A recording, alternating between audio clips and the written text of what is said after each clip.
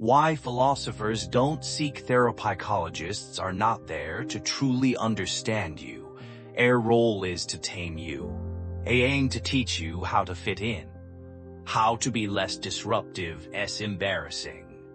They tell you not to get angry, not to despise the world, not to question the system, and certainly not to repeatedly ask whether something is fundamentally wrong with the world. In their view, a problem isn't the world's your failure to cooperate with its treatment. However, philosophers do not seek therapy. They detest this entire constructed world where everything is seemingly fine as long as we all pretend it is. Therapy is nothing more than soft violence disguised as a smile. It uses standardized care to push dissidents back into the system. It's your Foucault and Madness and Civilization, who explains that modern power no longer seeks to suppress madness but attempts to tame it, society can absorb as normal. Philosophers reject this logic. Philosophers reject this logic. They don't want comfort. They don't want adjustment. They refuse to return to a table they've already risen from. Or philosophers, rejection is not a temporary emotional outburst, but a structural decision.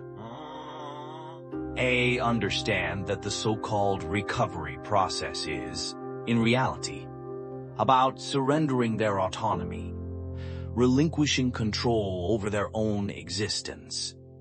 To truly proud would rather remain silent than allow a midlife therapist to define them.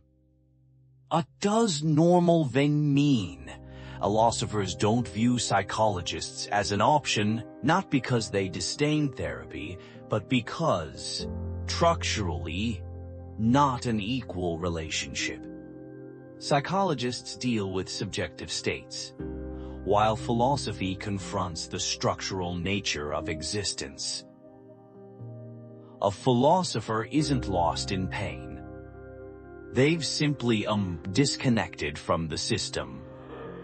A problem isn't that there's no path to walk, that there's no path worth walking. So-called sharing, companionship, or rebuilding are meaningless here.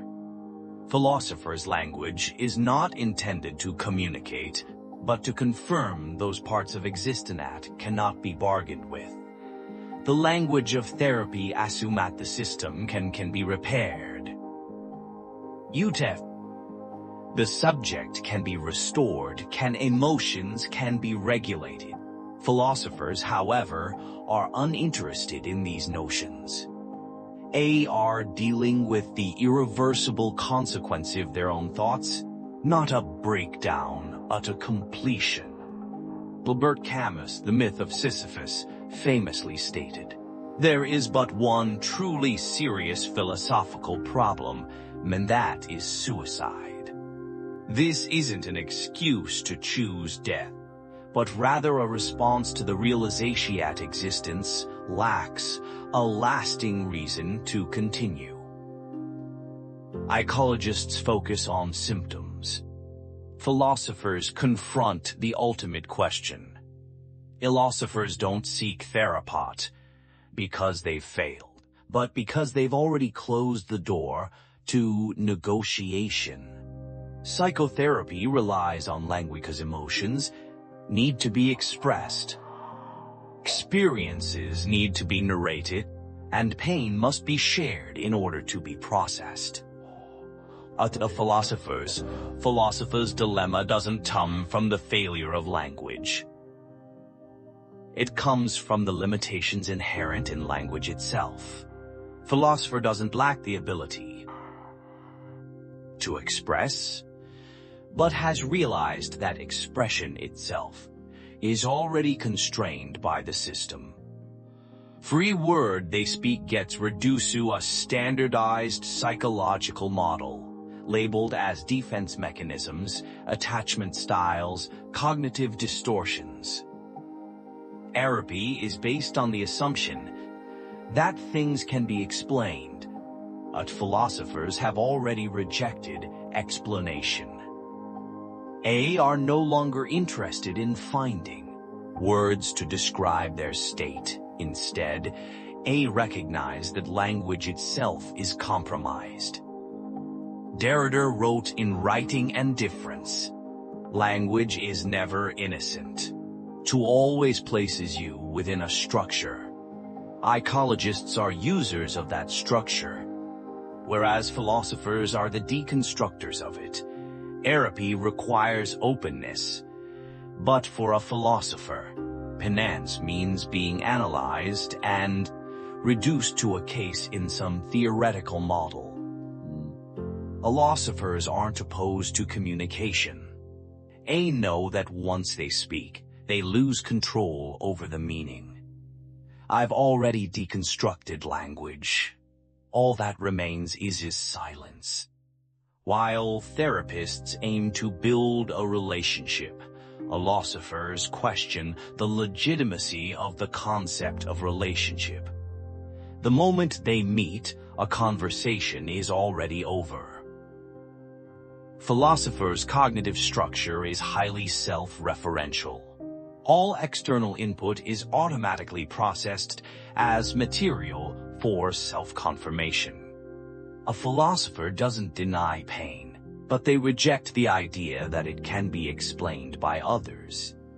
Psychologists can't intervene because their methods assume a kind of shared understanding. And a philosopher doesn't accept that kind of interpretation.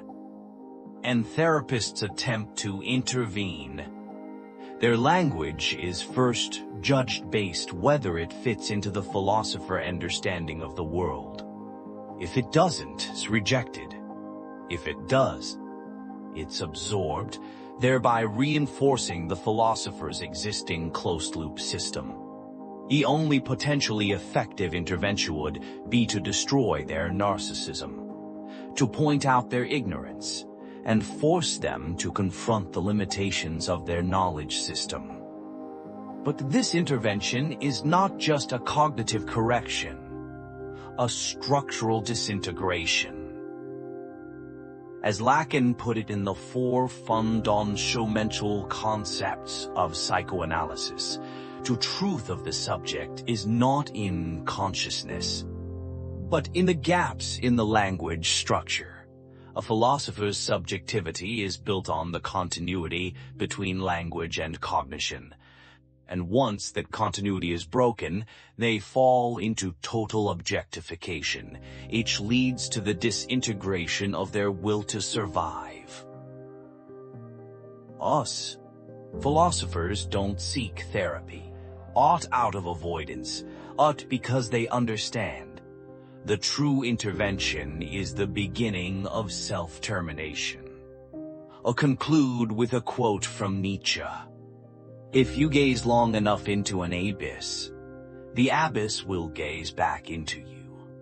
This is the ultimate philosophical question. And you look deeply into the void, you are confronted not only with your own payout, with the fundamental contradictions of existence itself.